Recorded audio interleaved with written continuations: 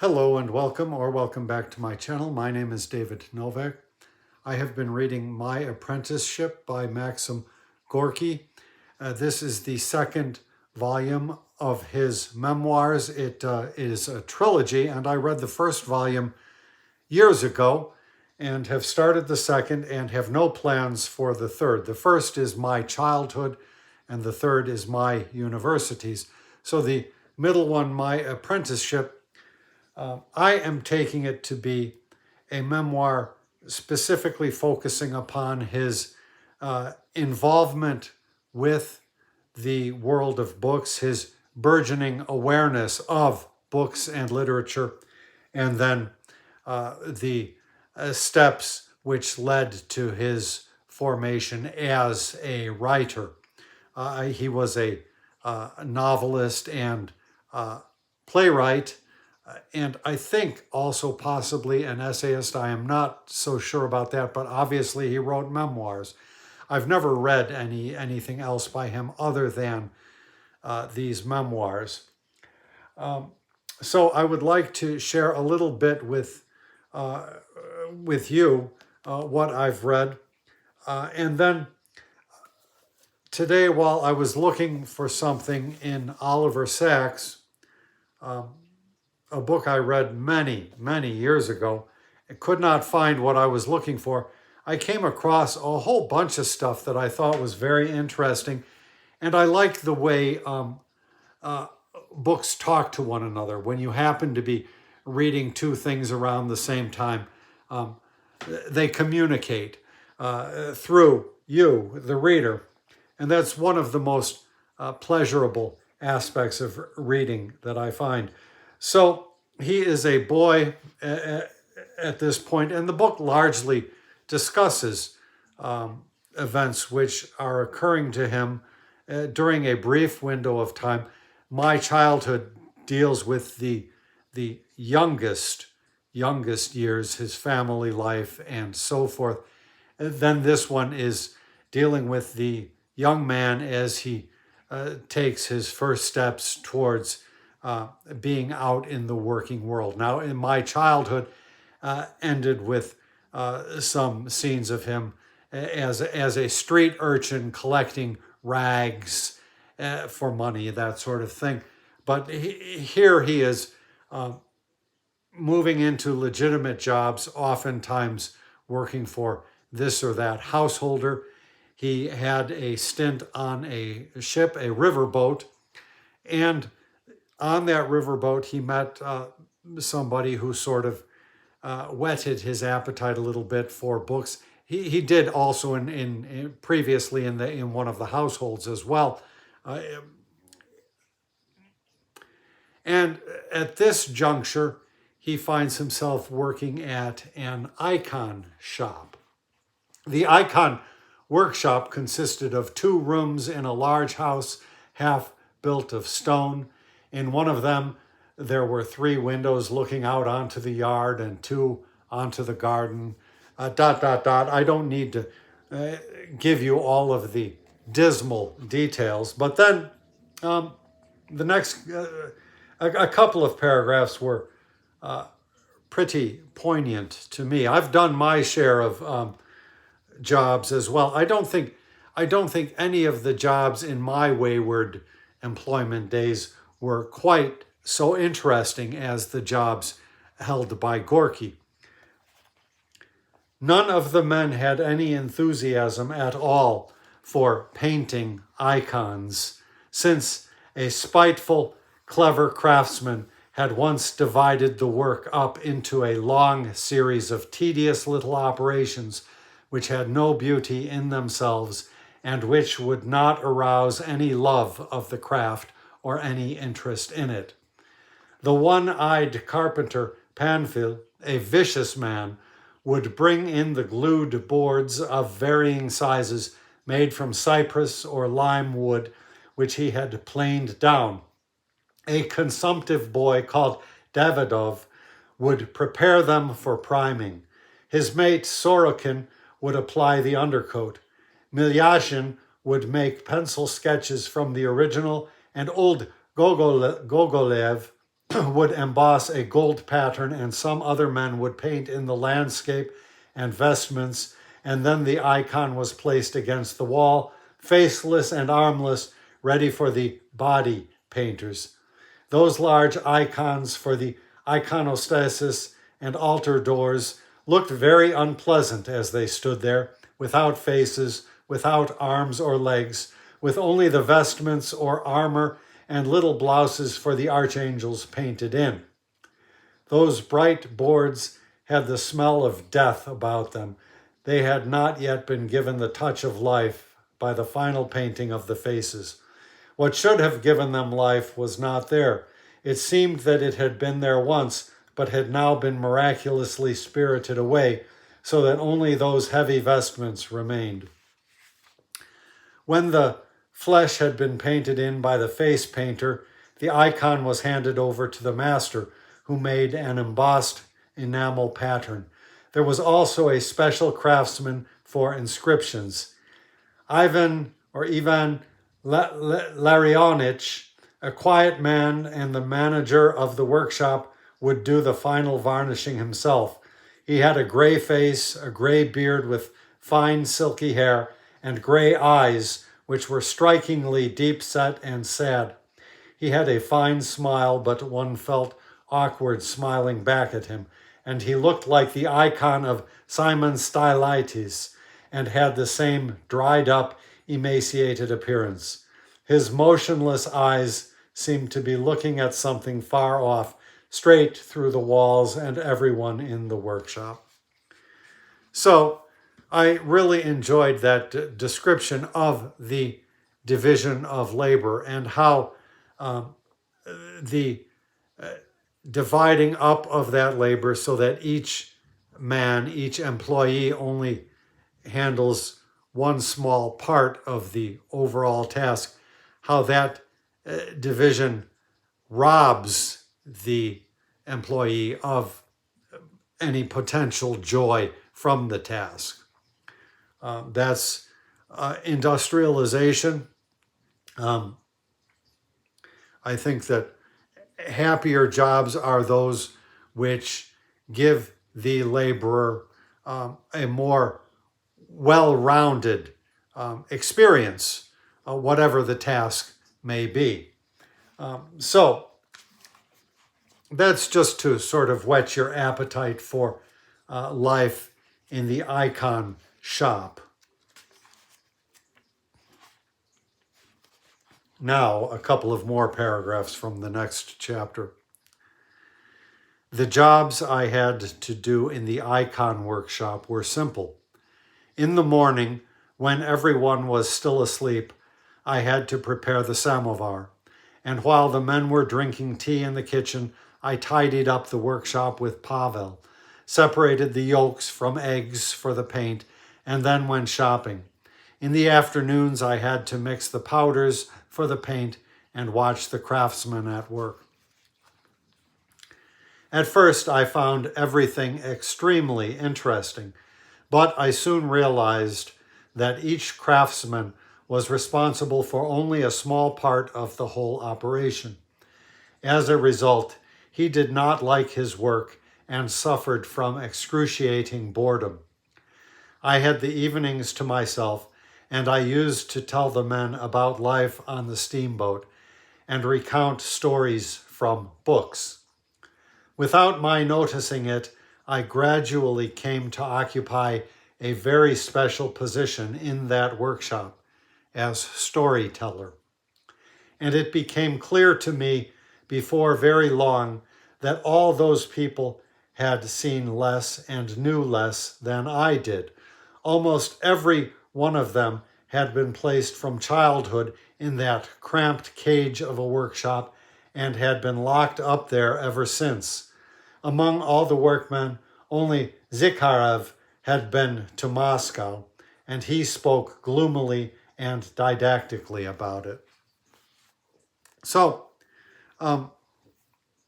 if you've been frequenting my channel regularly, you'll see me occasionally reading from my book, Against Fascism, poems relating to the current fascist situation in which we find ourselves here in the United States.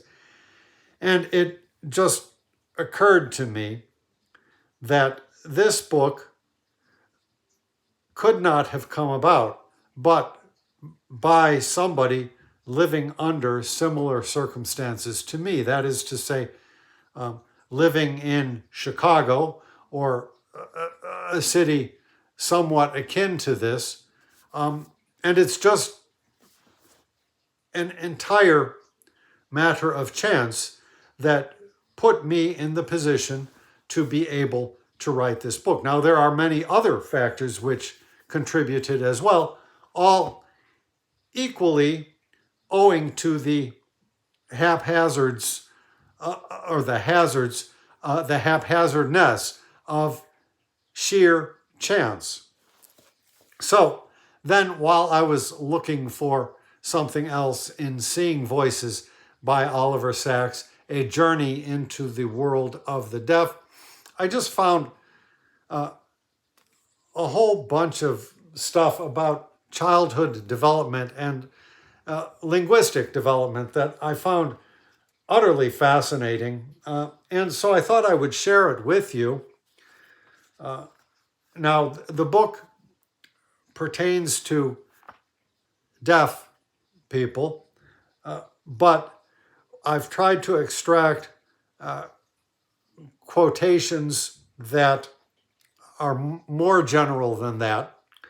And I should say that Oliver Sacks makes reference to a lot of other writers, books, and so forth. And I will just read these as though we all knew who he was talking about. He has things footnoted pretty well. There might even be a bibliography. I'm not sure of that. Well, there are, yeah, indeed. So, I mean, obviously, if you want to know more, you can check out this book. But for those who don't want to take that step, any name that I happen to mention from the reading, I will try to put into the description box so that you can take that name and go look up that person at Wikipedia or the reference source of your choice.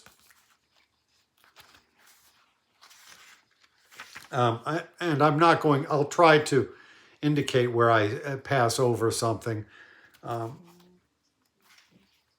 but I will perhaps make a slight emendation here or there that you will have to refer to the source to get a 100% accurate quotation. None of us can remember how we acquired language. Saint Augustine's description is a beautiful myth. Nor are we, as parents, called on to teach our children language. They acquire it, or seem to, in the most automatic way, through virtue of being children, our children, and the communicative exchanges between us. It is customary to distinguish grammar, verbal meanings, and communicative intent, the syntax, the semantics, the pragmatics of language. But, as Bruner and others remind us, these always go together in the learning and use of language, and therefore it is not language, but language use we must study. The first language use, the first communication, is usually between mother and child, and language is acquired, arises between the two. One is born with one's senses. These are natural. One can develop motor skills naturally by oneself, but one cannot acquire language by oneself. This skill comes in a unique category. It is impossible to acquire language without some essential innate ability, but this ability is only activated by another person who already possesses linguistic power and competence. It is only through transaction, or as Vygotsky would say, negotiation, with another that the language is achieved. Wittgenstein writes in general terms of the language games we must all learn to play, and Brown speaks of the original word game played by mother and child. The mother, or father, or teacher, or indeed anyone who talks with the child, leads the infant step by step to higher levels of language. She leads him into language and into the world picture it embodies, her world picture, because it is her language. And beyond this, the world picture of the culture she belongs to. The mother must always be a step ahead in what Vygotsky calls the zone of proximal development. The infant cannot move into or conceive of the next stage ahead except through its being occupied and communicated to him by his mother. But the mother's words and the world behind them would have no sense for the infant unless they corresponded to something in his own experience. He has an independent experience of the world given to him by his senses, and it is this which forms a correlation or confirmation of the mother's language, and in turn is given meaning by it.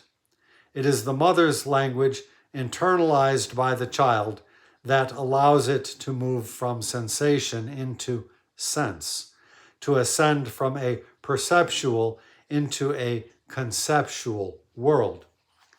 Social and emotional intercourse, intellectual intercourse too, starts from the first day of life. Vygotsky was greatly interested in these pre-linguistic, pre-intellectual stages of life, but his especial interest was in language and thought and how they come together in the development of the child. Vygotsky never forgets that language is always and at once both social and intellectual in function, nor does he forget for a moment the relation of intellect and affect, of how all communication, all thought is also emotional, reflecting, quote, the personal needs and interests, the inclinations and impulses, unquote, of the individual.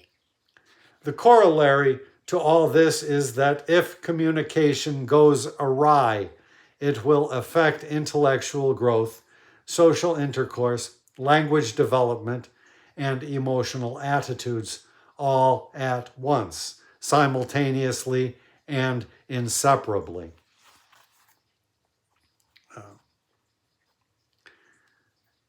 Skipping on a little, he starts this sentence with she. I will put in the name. Hilde Schlesinger, or Schlesinger, has shown how the dialectic leap that Vygotsky speaks of, the leap from sensation to thought, involves not just talking, but the right sort of talking, a dialogue rich in communicative intent, in mutuality, and in the right sort of questioning, if the child is to make this great leap successfully. Recording the conversational transactions of mother and child from earliest life, she has shown how often and with what dire effects this may go wrong when the child is deaf. Children, healthy children, are endlessly curious. They are constantly seeking cause and meaning, constantly asking why, how, what if, ... And then a quote from Schlesinger. Schlesinger notes, at 8 years of age, many deaf youngsters show a delay in their understanding of questions. still continue to label, do not impose central meanings to their answers. They have a poor sense of causation and rarely introduce ideas about the future. Many, but not all. There tends indeed to be a rather sharp distinction between children who have these problems and those who do not, between those who are intellectually, linguistically, socially, and emotionally normal and those who are not. This distinction, so different from the normal bell curve distribution of abilities, shows that the dichotomy occurs after birth, that there must be early life experiences with a decisive power to determine the entire future. The origin of questioning, of an active and questing disposition in the mind, is not something that arises spontaneously de novo or directly from the impact of experience. It is stimulated by communicative exchange. It requires dialogue, in particular, the complex dialogue of mother and child. It is here Schlesinger finds that the dichotomies start. Quote, mothers talk with their children, do so very differently, and tend to be more often at one side or the other of a series of dichotomies. Some talk with their youngsters and participate primarily in dialogue. Some primarily talk at their children. Some mainly support the actions of their offspring, and if not, provide reasons why not. Others primarily control the actions of their children and do not explain why. Some ask genuine questions. Others constraint questions. Constrain, I'm guessing that should be. Some are prompted by what the child says or does, others by their own inner needs and interests. Some describe a large world in which events happened in the past and will happen in the future. Others comment only about the here and now. Some mothers mediate the environment by endowing stimuli with meaning, and others do not. End quote. Sachs makes his own little emendations there. Back to Sachs. A terrible power, it would seem, lies with the mother to communicate with her child properly or not, to introduce probing questions such as how, why, and what if, or replace them with a mindless monologue of what's this, do that, to communicate a sense of logic and causality, or to leave everything at the dumb level of unaccountability, to introduce a vivid sense of place or time, or to refer only to the here and now, to introduce a generalized reflection of reality, a conceptual world that will give coherence and meaning to life and challenge the mind and emotions of the child, or to leave everything at the level of the ungeneralized, the unquestioned, at something almost below the animal level of the perceptual. Children, it would seem, cannot choose the world they will live in, the mental and emotional, any more than the physical. They are dependent in the beginning on what they are introduced to by their mothers. It is not just language, but thought that must be introduced. Otherwise, the child will remain helplessly trapped in a concrete and perceptual world. The situation with Joseph, Caspar, and Ildefonso, ...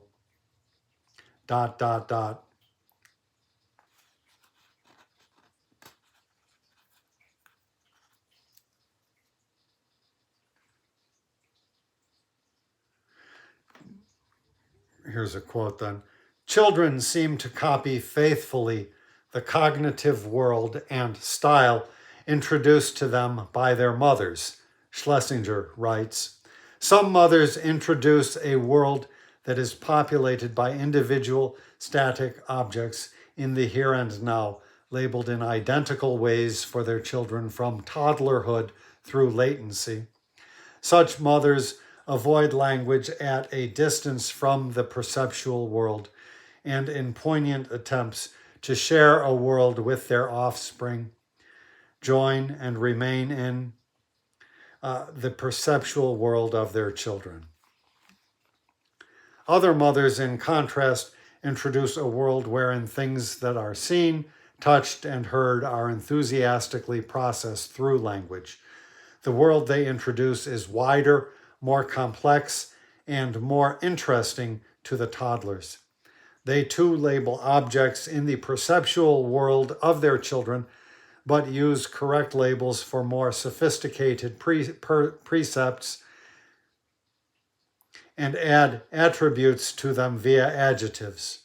They include people and label the actions and feelings of individuals in the world and characterize them via adverbs. They not only describe the perceptual world, but help their children reorganize it and to reason about its multiple possibilities. So there ends the quote of Schlesinger. These mothers then encourage the formation of a conceptual world which, far from impoverishing, enhances the perceptual world, enriching it and elevating it continually to the level of symbol and meaning. Poor dialogue, communicative defeat, so Schlesinger feels, leads not only to intellectual constriction, but to timidity and passivity. Creative dialogue, a rich communicative interchange in childhood, awakens the imagination and mind, leads to a self-sufficiency, a boldness, a playfulness, a humor that will be with the person for the rest of his life. So, well, let me just skip on and just read one last paragraph from this. Language and thought for us are always personal. Our utterances express ourselves, as does our inner speech. Language often feels to us, therefore, like an effusion, a sort of spontaneous transmission of self. It does not occur to us at first that it must have a structure of an immensely intricate and formal kind. We are unconscious of this structure. We do not see it any more than we see the tissues, the organs, the architectural makeup of our own bodies. But the enormous, unique freedom of language would not be possible without the most extreme grammatical constraints. It is grammar, first of all, that makes a language possible, that allows us to articulate our thoughts ourselves in utterance. Excuse me. So there's so much to unpack here, as the phrase goes. But it just occurred to me while reading this now that I bet if I were to go back now and reread Gorky's first volume of memoir, My Childhood, I would catch an awful lot of things that I missed pertaining to his early development, specifically in things that brought him to his career as a writer, his vocation, things that trained him in terms of his worldview, in his thought, and so forth. It makes me want to reread that book now, but I will go to my universities before that. But so much of this, you realize, for one thing, that many of us are born deprived in one way or another. It is not simply one's relative poverty or wealth in terms of material circumstances, but there are all kinds of various situations one can find oneself just in relationship to one's parents or even one's mother. So cognitive deficits or excellences can arise under any variety of circumstances over which the child has no control. So, to my mind, this is one of the great arguments in favor of the study of literature. Reading a poem can indeed help to compensate for some of these early linguistic or verbal deficits. And even I would suppose that reading some good drama or getting to see good drama, such as by Shakespeare, also would help to raise up the level. And we see individuals that are able to function in the world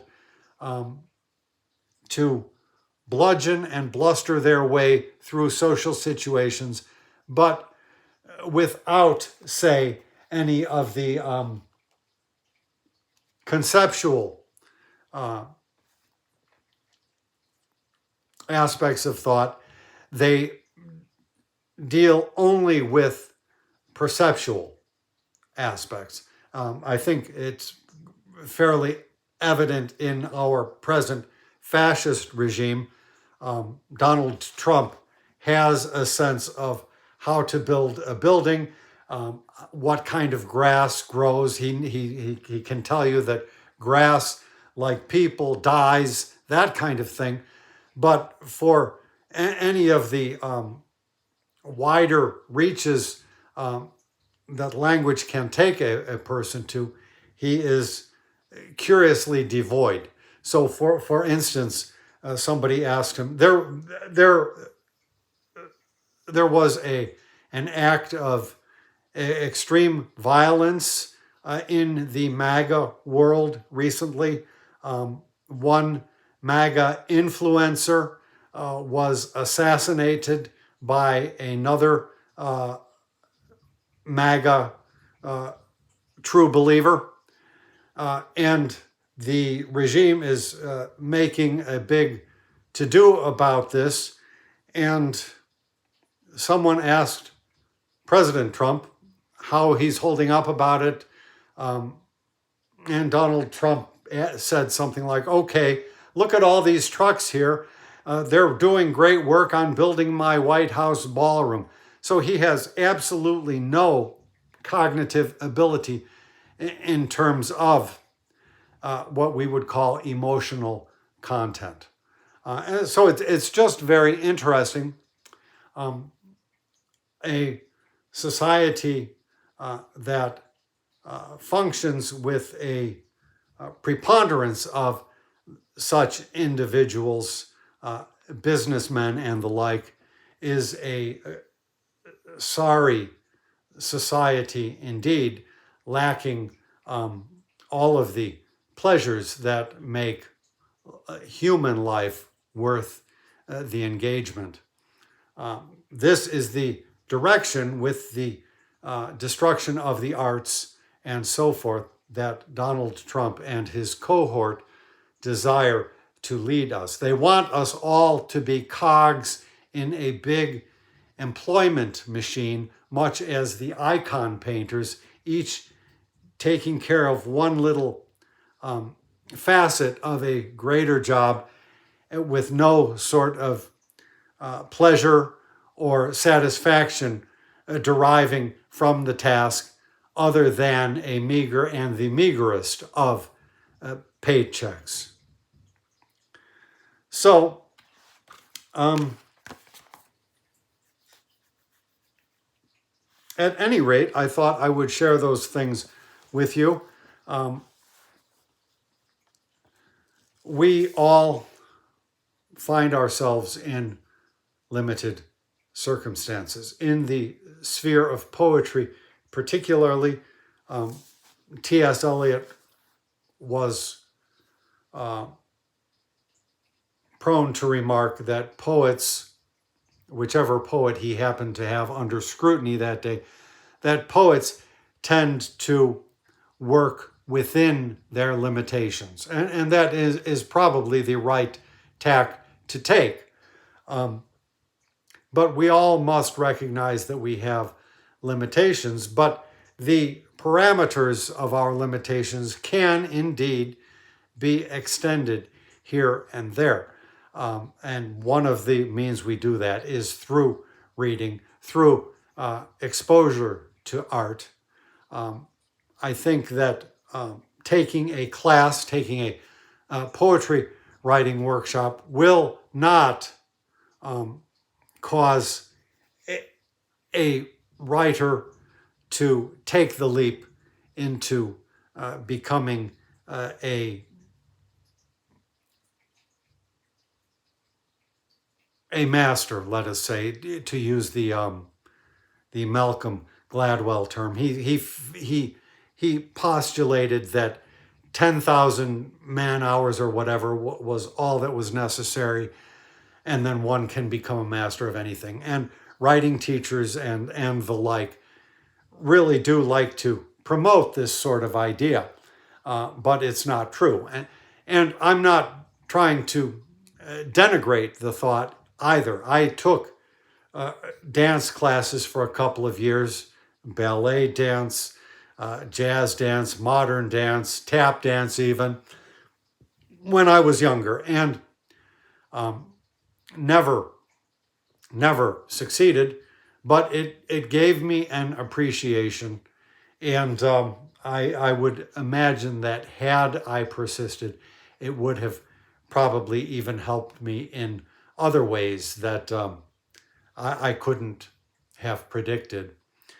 So at any rate, I will leave off here, and as I think more about this, possibly revisit the topic. I think Gorky was very conscious and cognizant of the fact that his rise to preeminence as a writer was owing to factors outside of his control. And that is generally the way that it happens for most of us. And in my own writing, it is very much, it was never a case of will. Some people have willed themselves to do great things, but I'm inclined to think that literature probably does not tend to work that way. In my case, it was a whole concatenation of chances that worked together to produce the writer that I became, going indeed way back to early encounters with my mother. I would not doubt that at all. It was not a case, say, like that of Richard Feynman, whose father really set to work trying to make his son a great scientist, or at least a great scientific thinker. It was not that kind of case at all, but I had certain introductions. I talked recently how I was very lucky that my mother knew the poet Robert Service. He was in the family, so to speak, and got me. I would imagine she was the one who picked it out for me. And a book of poetry by Robert Service when I was yet very young and had shown an inclination in that direction. So it is not and never was a situation where I said, I want to become a writer of poetry.